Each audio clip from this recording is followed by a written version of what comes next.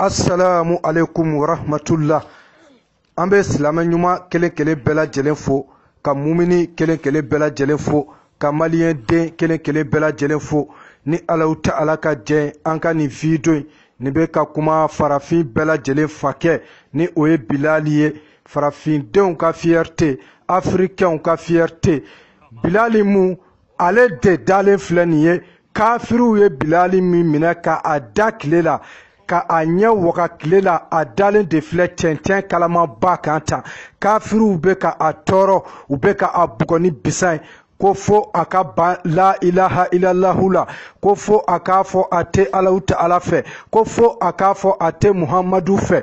A filɛ Allahu Akbar, u bɛ na gabakuru belebele de da farafinba in disi kan, ko fo a k'a fɔ a tɛ Ala fɛ. O bɛɛ la farafinba in a bɛ mun de fɔ? A bɛ a fɔ a da duguma de ahad ahad ahad. Bon secret bele de o ahadi an kan ka munu ɲini ka a dɔn bi ni an ka karamɔgɔ jugu mori jugu munu kɛlen do ka Allahu Ta'ala janfa nafolo kama, mori jugu munu bɛ t'u sigi arajo la ka karamɔgɔ ɲumanw tɔgɔ tiɲɛ, ka waliyubaw tɔgɔ tiɲɛ. An kan ka Bilali de ladege ka arajo la so nasi kuma ni sɛbɛnko kuma ni firaɲangako kuma ninnu dabila, ka belebelew ladege. Ninnu ma sɔn ka Allahu Ta'ala janfa, mais bi mori jugu ye Ala janfa nafolo kosɔn. Le miezin Bilali, Bilali belebele mun tun ye Alakira Mustafa belebele Muhammadu sallallahu alayhi wa sallam ka misiri welela, o de tun ye Bilali ye. Bilali mu kaburu nɔrɔma ni a kaburu filɛ nin ye bɛɛ lajɛlen ɲɛkɔrɔ. Farafinba in dalen do yan de, Alajɔnba in dalen do yan de, africainw ka fierté, farafinw ka fierté. Bi ni anw ka karamɔgɔw bannen do u yɛrɛ la ka to ka waaso ni arabu bɔnsɔnw ye. Bilali kaburu filɛ, Bilali mun tun ka di Alakira ye ka tɛmɛ arabu caman kan.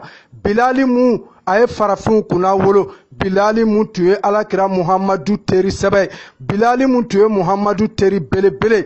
Anw kan ka Bilali de ladege, mais bi karamɔgɔw bannen do u yɛrɛ la, karamɔgɔw bannen do ka diinɛ ɲɛfɔ maaw ye, karamɔgɔw ye Ala janfa nafolow kama, karamɔgɔw kɛlen do ka Allahu Ta'ala janfa mobiliw kama, karamɔgɔw kɛlen do ka Allahu Ta'ala janfa.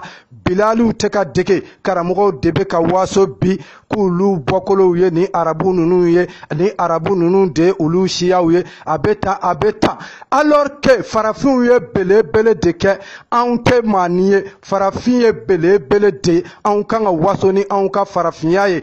Bilali an ko ten, Bilali tun ka di Alakira Mustafa sallallahu alayhi wa sallam.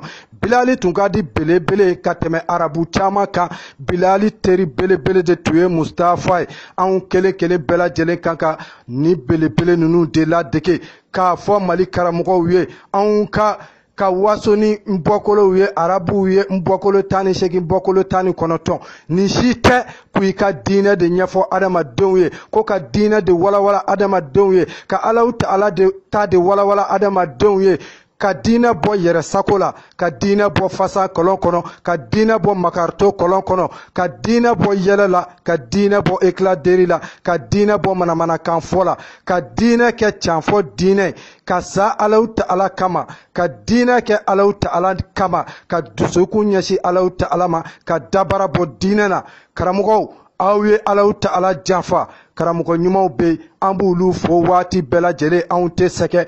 Gijo alimamiw, Sumayila Daramew, Agib Sosow, Sheikh Hamawlaw, an bɛ ninnu bɛɛ fo, anw tɛ ɲinɛ ninnu kɔ. Allahu Ta'ala k'u bɛɛ lajɛlen kaburu nɔrɔ. Maliyɛn denw, an kan ka waaso ni farafinya ye diɲɛ fan 12 bɛɛ lajɛlen fɛ, k'a yira k'a fɔ farafin tɛ fɛn denni ye. Farafin ye belebele de. Karamɔgɔw, aw ka waaso ni aw ka farafinya ye, o de ye anw ka fierté.